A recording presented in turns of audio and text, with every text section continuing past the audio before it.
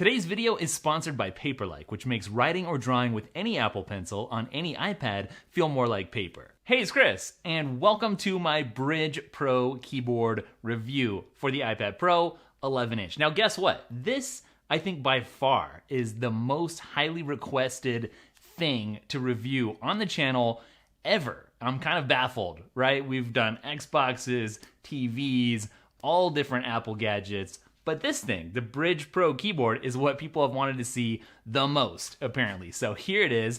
Big shout out to the technician named Nick who hooked us up with this device to review. And I gotta say, I've reviewed a lot of different iPad Pro keyboards already for this model. I'm gonna link those videos up down below if you wanna compare and kind of see where things stand in comparison to this one.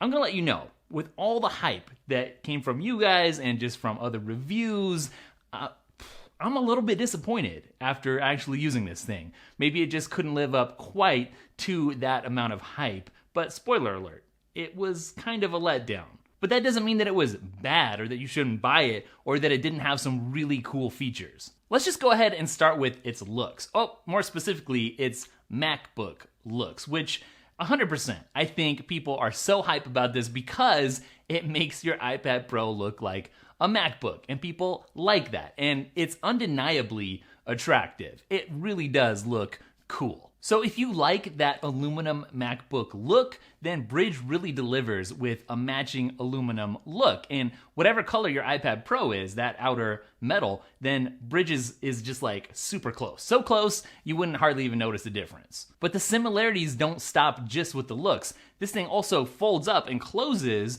on top of your iPad Pro like a MacBook would fold up and close. So that's another MacBook-like feature. Plus, with iPadOS coming out soon, and by the way, I am working on my iPadOS early review, and you can be expecting that sometime soon. I'm not gonna give you an exact date, but I'm looking at it, and it's so exciting. If you combine the mouse support, which is coming to iPads as an accessibility feature in iPadOS, then all of a sudden, you've got really something that starts to feel and look very Mac-ish. But here's a question for you. I just want you to think about this. If this look, this silver metallic MacBook-like look is so popular and people are so excited for this keyboard for the iPad Pro because it makes it look more like a Mac, why didn't Apple just make their own keyboard like this? Well, here's what I think. I don't think Apple actually wants people to think of the iPad as a MacBook, right? It has its own keyboard that is obsessed with being light and easy to take off, and it nails that, but it's not very Mac-like. It's got its own OS coming, iPadOS. That's also very different than a Mac, although it's starting to get a little bit more powerful, but I really feel like Apple wants the iPad to be its own thing. And that's just some food for thought. Next, let's talk about something that's very, very important. The typing experience. If I'm going to purchase a keyboard for my iPad Pro, the typing experience is paramount. To a lot of people, this thing's all about the looks, right? And I don't blame you, because it does look amazing. But if it looks good and it doesn't type so great, then what do you do? Now, I get the feeling I might be kind of in the minority here, again, among reviewers, but I didn't love the typing experience of this Brydge Pro keyboard. At best, I feel like I can call it usable. That's like as good as I can say. Lots of reviewers are gushing about how amazing it is, and it's just the best thing ever, better than the iPad Pro itself. And I'm just like, to me, the typing experience here is passable. For me, on the 11-inch, the keys are too small, they're spaced too far apart, you might have seen that in other reviews, and they're mushy, like really mushy. I don't like pressing them. There is more key travel than on Apple's, but it doesn't feel good. I don't like it. And they're also tricky to press. It's kind of hard to get them pressed, and when I first started using this, I was missing keys like left and right. Now, every keyboard, when you try it out, it takes some getting used to, right? There's a learning curve, you kind of ease into it, but here, I didn't really find myself wanting to ease into it and wanting to get comfortable with it because I just haven't found it very enjoyable to type on. In fact, out of the Apple, Logitech, and Zag options for keyboards for the Pro, this is my least favorite typing experience. I'm sorry to say that, but it's true. The only keyboard that I really dislike more than that I've tried for an iPad in recent memory is the Logitech Keys to Go,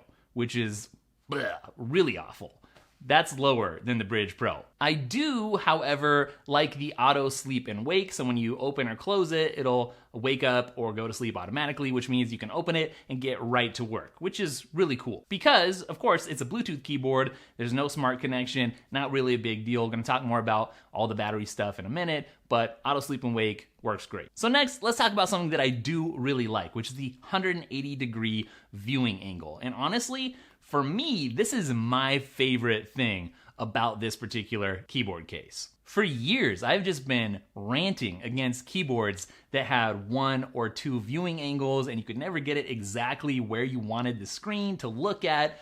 And there's some like the Zag that technically give you a bigger field of view for viewing angles, but you can't like put it in your lap. It's not really a laptop experience. Here, you can do that. You can put it anywhere you want and get the viewing angles that you want. There's no limits, and that really fixes one of the things that's been one of the biggest annoyances about the tablet form factor for me. So this I love. In fact, I'm gonna go ahead and say that this keyboard case is the best lap typing experience for an iPad Pro. And if you're somebody who just pops down on the couch or something and you need to get some email shot off, this is great. The one little caveat that I have to mention is that my model, there's a point that it reaches when you're pushing it back where the hinges aren't quite strong enough to hold it up anymore. It's way pretty far down, like further than I would ever use it. But after that, it kind of falls all the way down.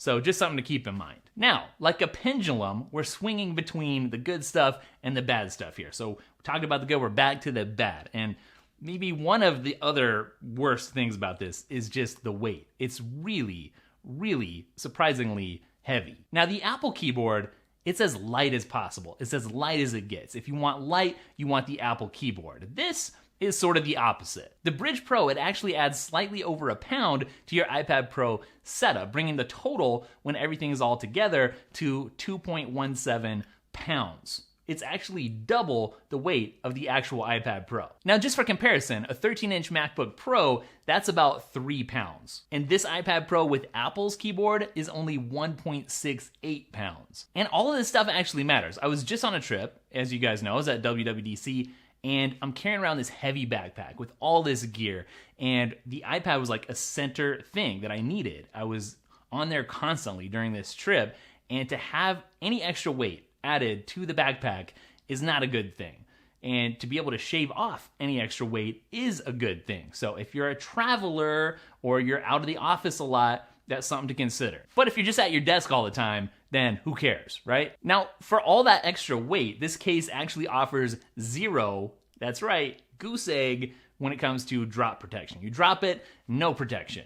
What you do get is a back cover. This is the first year that they've ever offered a back cover. It's basically free, built into the price. People really requested this, they wanted it, and that gives you a little bit of scratch protection on the back. But if you're the kind of person who's dropping your stuff all the time, this is not the case for you. I'll tell you this though, I would just assume leave that back cover off. If you really want this to look like a MacBook Pro anyways, then just leave it off and it will look really good with just the aluminum there. The second you put this on, it really looks a lot worse in my opinion. I'm not a huge fan of that back case. Now, there's a few engineering quirks to mention when it comes to this keyboard too. One of those being that the home bar down on the bottom of your iPad is kind of obscured. It's a little bit hard to hit it because the keyboard is so tall compared to your screen. Now, that's not really a big deal, actually, because you can always use the shortcut Command H to go home, or there's some function keys on the top with an actual home button. So really it doesn't matter, but at the same time, it's kind of annoying. Also, those hinges, the place where you slide the iPad in on either side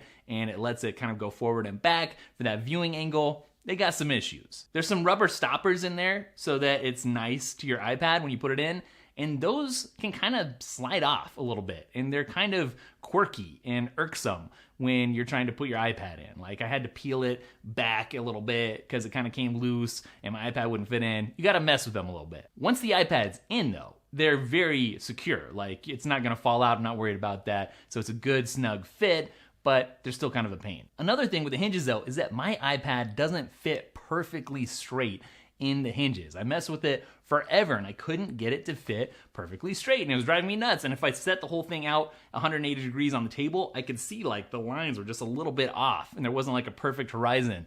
So Is it usable? Yes. Is anybody gonna notice? Maybe, if you look close. Some people aren't gonna care, but it really bugged me. Like, I'm paying enough for this, it seems like it should be perfect. And here's the thing that really bugged me. Those hinges have a little bit of rubber on them to help protect from like scratching a surface, but it didn't really do anything for me. Like, when I put the hinges back for the first time, I just installed this, I've got a glass top, it's a black glass on the top of my desk, and it scratched it all up, those hinges. So if I'm gonna use this on my desk, I have to lift it off, move it around, and then set it down. And that's not really workable. If you're sitting there at your desk, you wanna be able to adjust it whenever without having to think about it. And so I got some scratches on there, just for having put this on. That's kind of a bummer. I feel like I'm sort of just railing against this keyboard, and I don't mean to do that. I'm just telling you what my experience has been with it. But I gotta say, there's some alternate modes that people talk about in reviews and that are advertised on the website where you can use this as like a kickstand, you know, like a tent and watch stuff,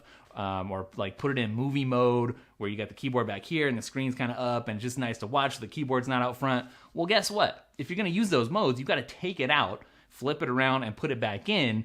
And I told you about those rubber things, the bumpers. It's just not doable. Like, no one's really gonna do that. I'm not gonna do that.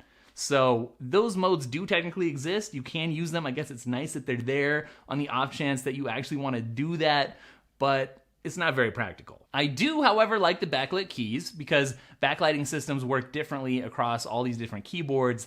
I like that they stay on for like a minute almost, maybe a minute exactly, after you're done typing, right? So you can still see what's going on because maybe you take a break, maybe you take a sip of something, you don't want your keys to go out. And that's kind of frustrating on other keyboards. So here they stay on for a nice long time, and I do like that. Of course, I already alluded to this, but there's some function keys across the top. That's a huge enhancement compared to Apple's keyboard, which doesn't have those. I hate that it doesn't have those. They're here. They're also on a lot of the other Pro keyboards that I've reviewed, so it's not like a huge amazing thing, but I'm glad they're there. Because we're dealing with a Bluetooth keyboard here, there's no smart connector, then we're talking about batteries.